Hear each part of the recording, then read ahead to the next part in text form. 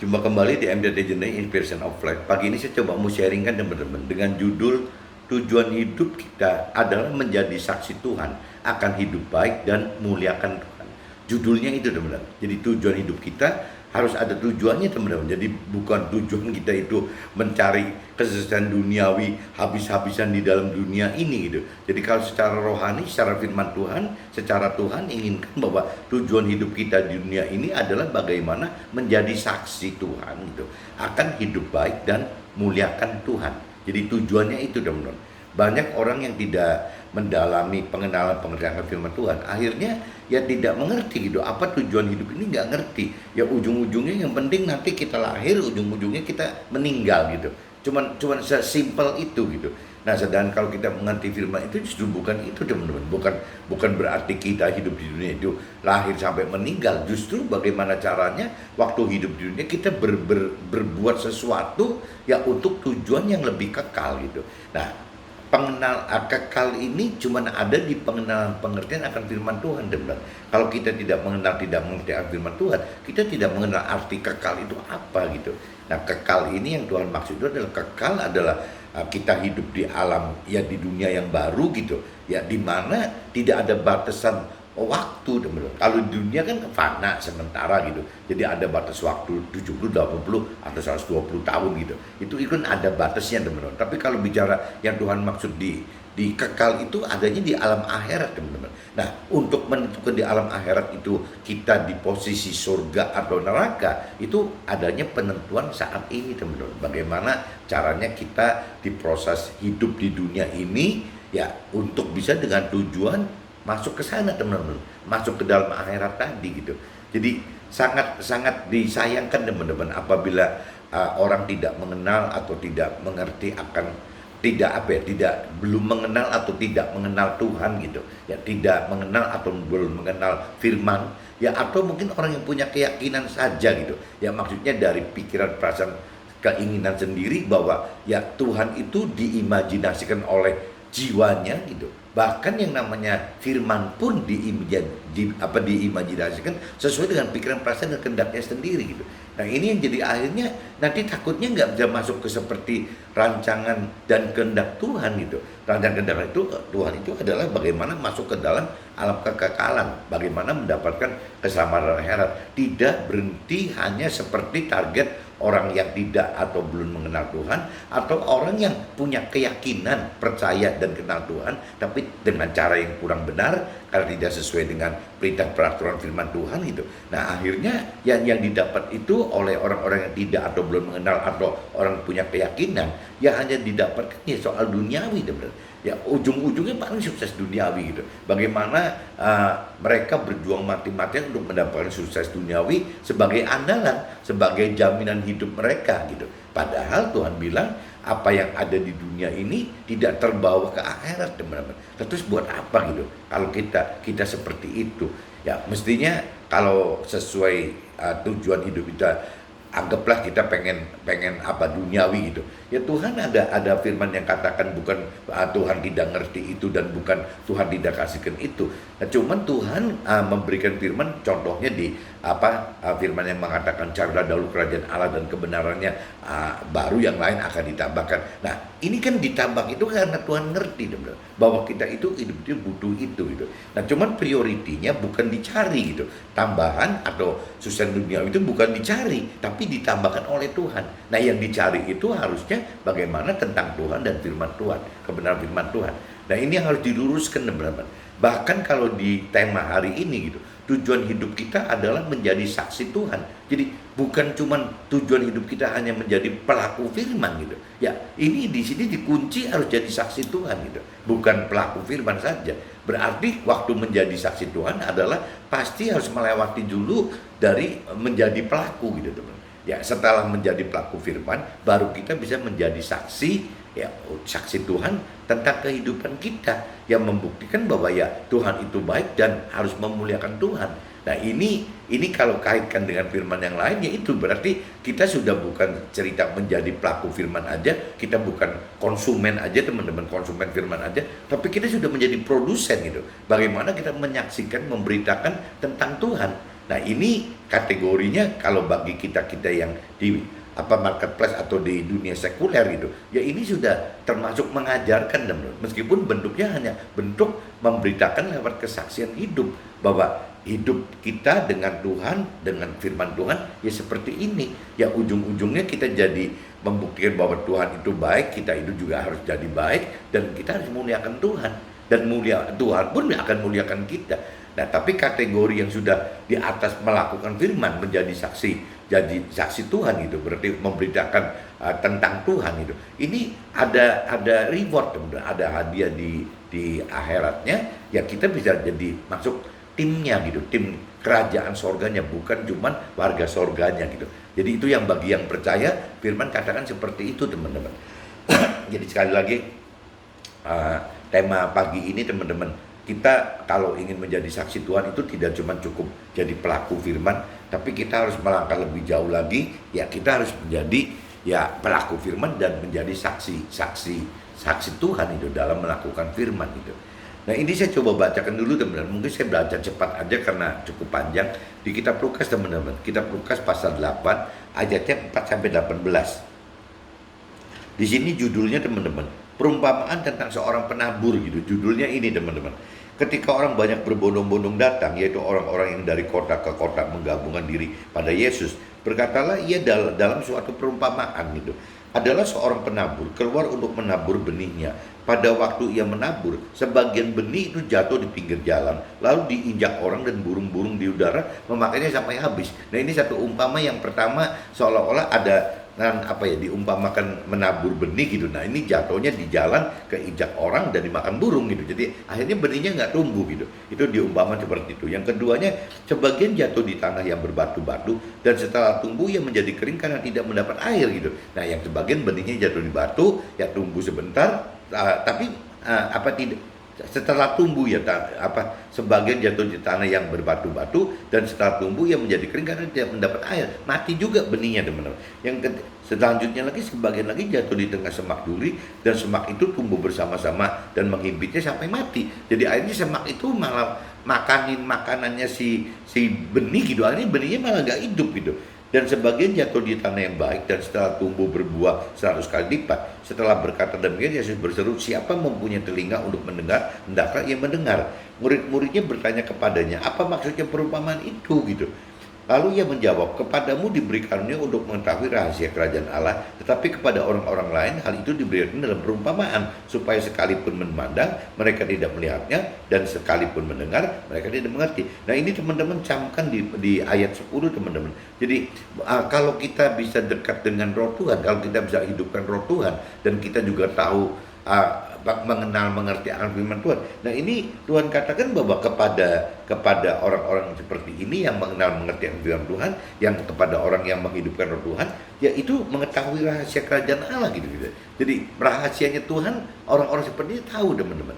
Nah berarti coba kita koreksi diri. Kalau kita belum tahu, ya berarti kita mesti belajar bagaimana belajar lebih untuk mendalami, mengenal, mengerti firman Tuhan, dan belajar lebih untuk berani menghidupkan Roh Tuhan supaya kita mengerti dan berani melakukan firman Tuhan. Nah waktu kita dalam posisi seperti ini, firman Tuhan di ayat 10 katakan begitu, kita akan terbuka gitu, rahasia yang dari Tuhan itu terbuka buat pribadi kita gitu. Inilah arti perumpamaan itu. Benih itu ialah firman Allah gitu. Jadi Tuhan firman Tuhan umpamakan cerita benih itu adalah, ya benih ini adalah firman Allah gitu. Jadi firman Allah itu bisa mati karena di jalan terinjak dan dimakan burung, ya bisa mati juga karena tumbuhnya hanya di batu kurang air gitu, ya bisa mati juga karena terhimpit semak gitu. Ya ini yang firman Tuhan ingatkan seperti itu gitu.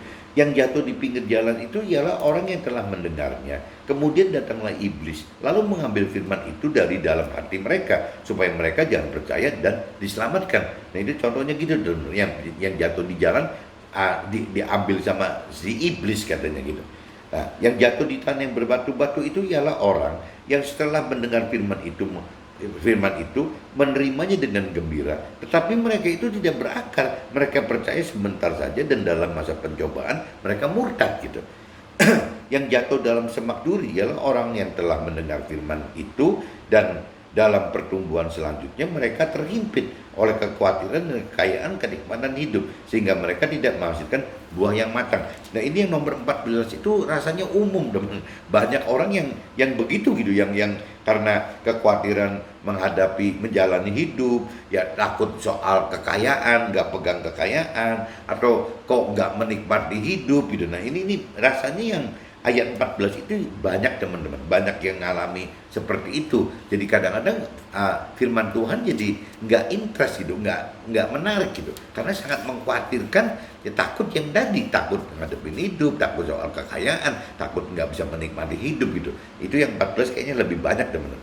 Nah, yang ayat 15-nya, yang jatuh di tanah yang baik itu ialah orang yang setelah mendengar firman itu menyimpannya dalam hati yang baik dan mengeluarkan buah dalam ketekunannya. Ini orang yang taat melakukan firman gitu, teman-teman, kalau intinya yang jatuh di tanah baik gitu.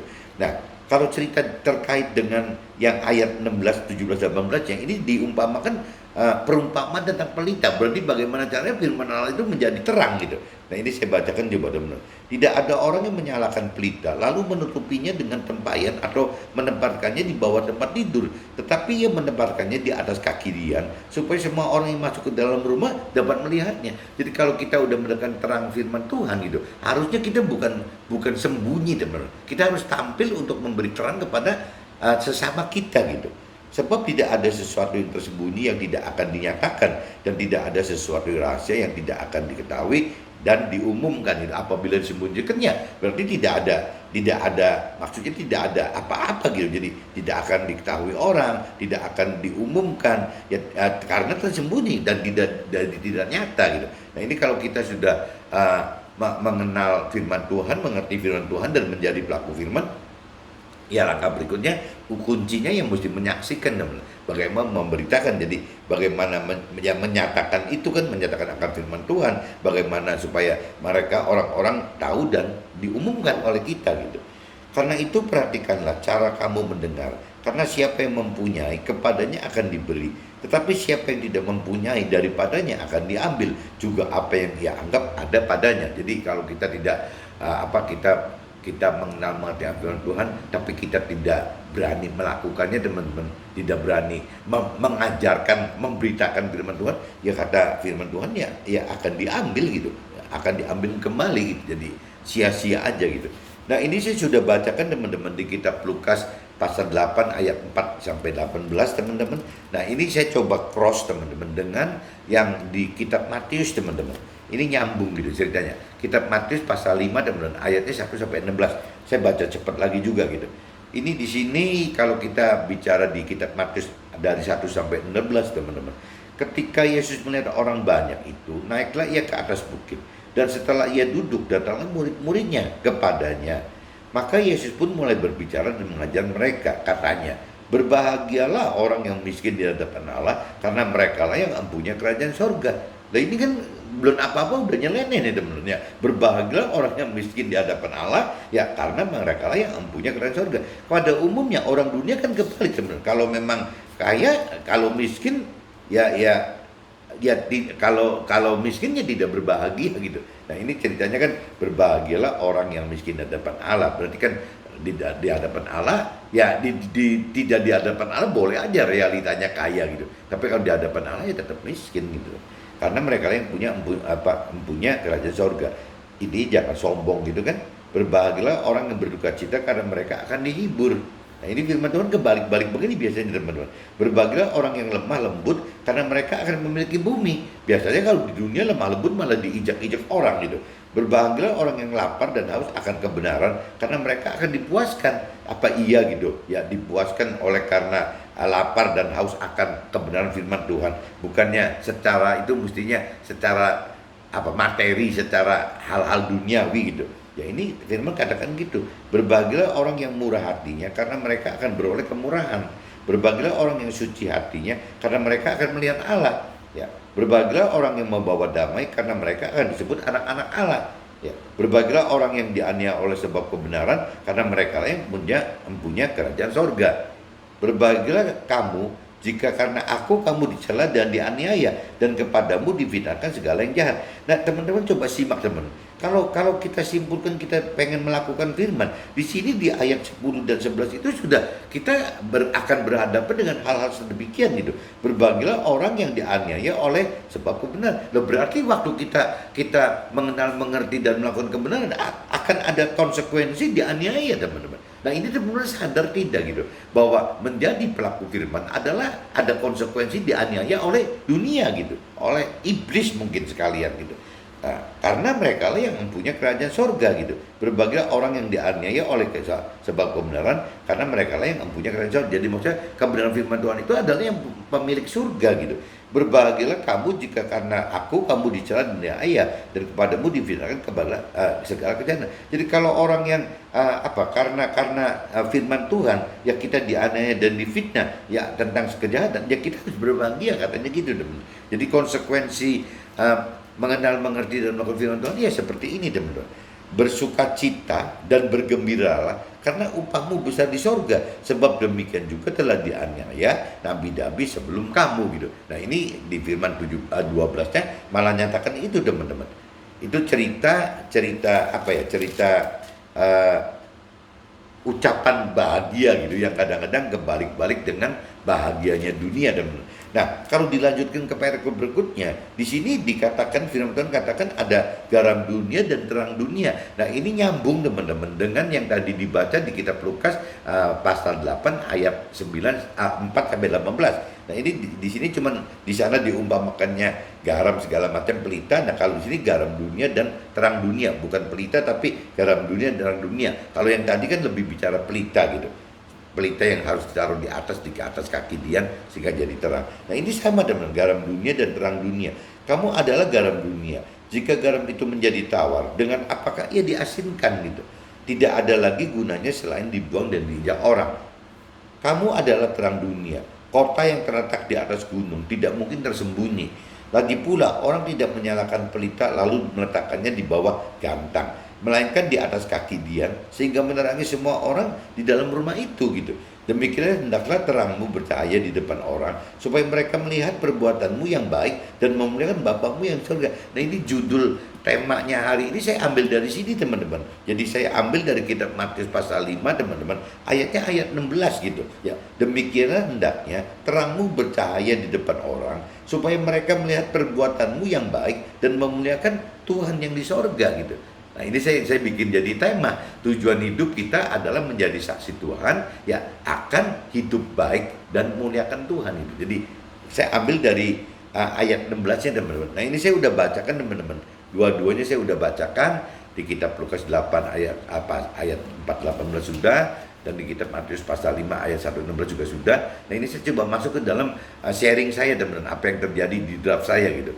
Kedalaman pengenalan dan pengertian akan firman Tuhan tidaklah cukup jika tidak sampai kita lakukan gitu. Bahkan tidak diberitakan melalui kesaksian hidup kita kepada sesama. Jadi teman-teman, banyak teman-teman orang yang ya kelompoknya banyak teman-teman. Ada kelompok yang tidak atau belum mengenal Tuhan atau firman Tuhan.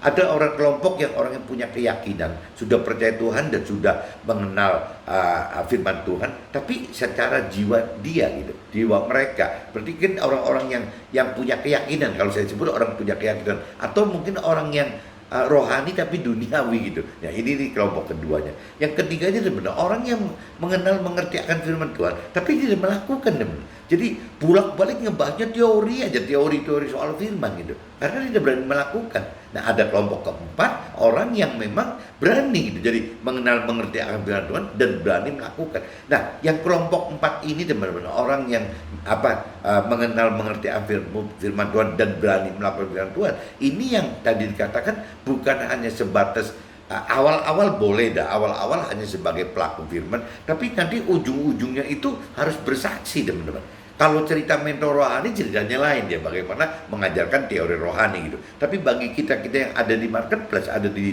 dunia sekuler, ya kita firman Tuhan minta untuk kita bersaksi gitu. Ya bukan cuma sekedar melakukan firman aja, tapi juga kita bersaksi. Nah, kalau di bahasa dunianya gitu. Kalau kita makanin firman terus gitu, sebagai mengenal, mengerti akan firman, kan disebutnya kita konsumen firman gitu. Jadi kita perlu firman terus gitu. Nah, Tuhan pengen sekali waktu setelah kita penuh gitu, ya untuk dari konsumen firman itu, bagaimana kita menyaksikan gitu, memberitakan, menjadi terang gitu. Ya bagaimana ya itu menceritakan kesaksian hidup kita bersama Tuhan dan firman Tuhan. Nah, waktu kita sudah bisa di fungsi itu, ya berarti ya kita berbuat lebih baik dan muliakan Tuhan, dan sekaligus juga teman-teman, ya kita jadi produsen gitu kan, bukan konsumen lagi. Kita jadi menghasilkan firman yang kita bagikan ke teman-teman yang lain, bagikan ke sesama yang lain gitu. Nah, firman Tuhan menghendaki seperti itu teman-teman. Jangan sampai kita sudah bisa menjadi pelaku firman tapi kita berhenti gitu, kan sayang gitu. Ya, alangkah baiknya kita setelah menjadi pelaku firman yang melangkah lebih lanjut ya menjadi saksi gitu. Itu maksudnya gitu teman-teman. Jadi jangan cuma berhenti di kelompok satu, itu kan jangan sampai gitu, jangan sampai istilahnya tidak atau belum kenal. Kedua, jangan berhenti cuma di keyakinan. Ketiga, jangan berhenti cuma mengenal mengerti tapi nggak melakukan. Nah, ini mesti keempat nih, harus berani mengenal mengerti dan melakukan firman Tuhan sehingga sampai bisa menyaksikan gitu. Pada umumnya kita akan bimbang dan ragu saat kita makin kenal dan mengerti firman, di mana perintah dan peraturannya sangat berbeda apa yang duniawi kehendaki gitu. Sehingga timbul pikiran dan perasaan terhimpit gitu oleh khawatir sukses hidup, ya tidak punya andalan karena tidak punya kekayaan, serta ya harus melepaskan kenikmatan hidup duniawi gitu. Nah, ini yang akan terjadi teman-teman. Jadi saya yang jelas pasti saya merasakan ini gitu. Ya saya pikir saya merasakan gitu. Saya kok jadi begini ya, nanti jadi kalau saya menjadi pelaku firman, jadi saya akan ada konsekuensi seperti ini gitu. Nah, ini kan bener balik lagi kan tergantung saya gitu, tergantung teman-teman mau dilanjut atau tidak gitu. Ya kalau kita bicara kita sudah mengenal mengerti firman Tuhan tapi tidak berani menjadi pelaku firman, ya berarti kita kena kelompok yang ketiga teman-teman. Nah, ini saya dalam kondisi seperti itu gitu. Bagaimana caranya ya? Apa dilanjut atau tidak gitu. Nah, ini pasti timbul kebimbangan, keraguan. Dan saya pikir mungkin kalau kita berani fair gitu, ya sampai kita meninggal juga rasanya perasaan bimbang, ragu, galau semacam ini pasti ada terus teman-teman. Kenapa? Karena Tuhan tidak matikan daging kita gitu. Jadi ya mestinya wajar-wajar aja, ya kembali lagi ya kita mesti minta kasih karunia Tuhan supaya kita dikuatkan gitu. Jadi tetap kita harus mau terus jadi pelaku firman ya di kelompok 4 tadi. Jangan kita sudah mengenal mengerti akan firman Tuhan berhenti di kelompok 3. Kalau kelompok 3 jadi nggak berani jadi pelaku. Kenapa ya? Karena ngerasa terhimpit beban tadi, pikiran, perasaan, kehendak tadi gitu teman. Ya takut nantinya hidupnya nggak madesu, masa depan suram. Ya bisa takut juga karena nanti kekayaannya gimana gitu, nggak bisa maksimal. Ya bagaimana menikmati dunia jadi udah nggak bisa gitu. Ada khawatir itu teman-teman. Ini ya teman-teman harus tahu dan sadar, karena saya alamin itu teman-teman. Nah, cerita Abraham, Nabi Abraham itu, ya tinggalkan Ur Kasdim, juga akan alami kebimbangan dan keraguan. Harusnya seperti itu gitu. Mungkin kalau ketemu Nabi Abraham kita bisa nanya, apa Nabi Abraham mengalami itu enggak gitu. Tapi kalau saya jadi Nabi Abraham, rasanya saya akan seperti itu gitu. Jadi kalau saya umpamakan cerita Nabi Abraham itu tinggalkan Ur Kasdim juga akan alami kebimbangan dan keraguan ini, karena Abraham tinggalkan Ur Kasdim tanpa tahu loh apa yang akan terjadi, dan tanpa rencana dan perhitungan dagang atau usahanya nanti bagaimana, serta tanpa persiapan untuk dapat hidup dengan dengan nyaman. Ya, semua hanya Abraham taruhkan pada iman gitu, iman dan pengharapan, serta ya karena mengasihi Tuhan gitu, dalam bentuk taat melakukan secara total apa yang Tuhan perintah dan peraturkan. Waktu itu kan nggak ada kitab suci teman, berarti kan hubungannya kan antara roh Tuhan dengan Abraham gitu, dengan rohnya Abraham gitu, nggak ada pegangan. Kalau zaman sekarang kita udah bisa baca kitab suci, mestinya beban moral kita lebih ringan daripada Abraham gitu. Kalau Abraham lebih susah lagi gitu teman-teman. Kita belum tentu bisa seperti Abraham, dan nggak setiap hari kita ngerti Tuhan berkata apa kok. Jadi pasti penuh perkiraan semua. Ya Nabi Abraham hebat banget gitu. Dia bisa punya iman, dia punya pengharapan hanya kepada Tuhan, dan dia benar-benar taat mengasihi Tuhan dalam bentuk ketaatan melakukan firman Tuhan. Ini yang kita mesti belajar dari Nabi Abraham seperti ini teman. Kita yang udah punya kitab suci aja kadang-kadang kita masih ragu banget gitu. Padahal udah jelas ya janji-janji Tuhan itu nyata gitu kan, perintah peraturan Tuhan udah nyata. Uh, Rancangan kehendak Tuhan juga udah nyata gitu karena kita baca dari kitab suci. Tapi kalau zamannya Nabi Abraham kan tidak, zamannya Nabi Ayub gitu kan nggak ada sebenarnya, nggak ada kitab suci. Apa yang dipegang gitu? Yang penting roh Tuhan. Nah roh Tuhan itu sekali-kali aja kan, nggak tiap hari seperti kita hari ini gitu. Kita tiap hari bisa bicara, mau baca firman Tuhan mau berapa jam juga nggak ada yang melarang gitu. Ya kita mau ngobrol sama roh Tuhan di dalam roh kita berapa jam juga nggak ada yang melarang gitu. Tapi kalau waktu zamannya Nabi Abraham, Nabi Ayub kayaknya nggak semudah zaman kita teman-teman. Melakukan firman Tuhan akan alami banyak aniaya. Tetapi firman katakan, ini di kitab Matius pasal 5 ayat 12 gitu. Bersukacita dan bergembiralah karena upahmu besar ya di surga gitu. Sebab demikian juga telah dianiaya nabi-nabi sebelum kamu gitu. Jadi jangan aneh teman-teman. Kalau kita coba mengenali lebih dalam dan mengerti lebih dalam serta melakukan gitu, lebih berani melakukan firman Tuhan, ya ngalamin aniaya itu nggak aneh gitu. Kata firman Tuhan katakan di kitab Matius pasal 5:12, memang dari dulu udah begitu. Zaman nabi-nabi juga udah begitu gitu. Jadi nggak aneh. Memang ya konsekuensinya seperti itu gitu loh. Nah, bagi Tuhan kita adalah garam dunia dan terang dunia yang tidak mungkin tersembunyi untuk membuat perubahan dan menjadi terang bagi semua orang. Nah, kalau bicara dari sisi firman Tuhan, dari perintah Tuhan gitu, ya itu kita ini adalah harusnya garam dunia teman-teman. Kita ini adalah terang dunia gitu. Nah, cuman kalau kita tidak mengerti firman Tuhan, kita nggak ngerti bahwa Tuhan mengendaki kita sebagai garam dunia dan terang dunia itu nggak mengerti gitu. Kalau bicara garam dunia, berarti kan Tuhan pengen kita ini ada artinya loh, ya membawa rasa ke sesama kita. Sama aja teman-teman, kalau kita makan tanpa garam juga gimana sih rasanya gitu? Kan jadi nggak keruan semua gitu. Nah ini sama dengan bagaimana hidup kita itu sebagai garam dunia itu pengennya Tuhan seperti itu, yang membawa perubahan bagi sesama kita, bagi semua orang gitu, ya supaya ya orang yang mengenal kebenaran yang Tuhan inginkan. Itu cerita garam dunia dan terang dunia yang membawa terang gitu, ya bagaimana kita menjadi terang bagi sesama kita atau bagi semua orang supaya ya hal-hal perintah peraturan Tuhan itu jangan tersembunyi teman-teman. Jadi semua orang itu harus mengerti akan firman Tuhan, akan perintah peraturan firman Tuhan gitu. Dan semua orang itu harus melakukan firman Tuhan teman-teman. Nah ini tugas kita sebagai selain pelaku firman, firman Tuhan minta agar kita menjadi garam dunia dan terang dunia, menjadi pelita. Kalau cerita di kitab yang lain kan ceritanya gitu, bagaimana menjadi pelita gitu. Nah kalau ini jadi garam dunia dan terang dunia gitu, maksudnya gitu teman-teman. Jadi bagaimana kita menjadi garam dunia untuk mengadakan transformasi perubahan kepada sesama kita, bagaimana hidup dengan lebih benar gitu sesuai firman Tuhan, dan terang dunia itu ya menjadi saksi gitu, apa yang kita alamin ini seperti ini gitu. Nah ini harus teman-teman, jadi sekali lagi tidak berhenti cuman menjadi pelaku firman aja, coba usahakan kita menjadi saksi Tuhan gitu. Nah kita harus menjadi saksi hidup Tuhan supaya orang melihat perbuatan kita yang baik dan memuliakan Tuhan kita yang di surga itu loh. Nah hal seperti inilah yang telah dilakukan Yesus. Yesus lakukan itu teman-teman. Yesus itu lakukan di dunia sebagai sulung gitu, sulung dari antara kita yang terpilih ini, ya kita yang tergerak untuk menjadi pelaku firman dan menjadi saksi gitu, saksi hidup akan Tuhan akan melalui firman Tuhannya ini gitu. Nah ini kembali lagi ya kalau kita menyimak menjadi saksi Tuhan itu ya kurang lebih kita bisa lihat perjalanan hidupnya Yesus gitu. Ya Yesus ngalami seperti itu gitu ya.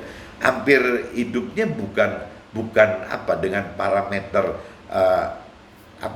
panutan duniawi, keberhasilan duniawi atau kesuksesan duniawi, tapi lebih lari ke kalau kita pelajari itu lebih banyak menderitanya teman-teman, lebih banyak menderitanya daripada senengnya gitu. Sampai rumah pun nggak ada ya, sampai cerita ada cerita rubah yang punya liang gitu kan, dia nggak punya burung, punya sarang, dia nggak, sampai cerita begitu loh ya.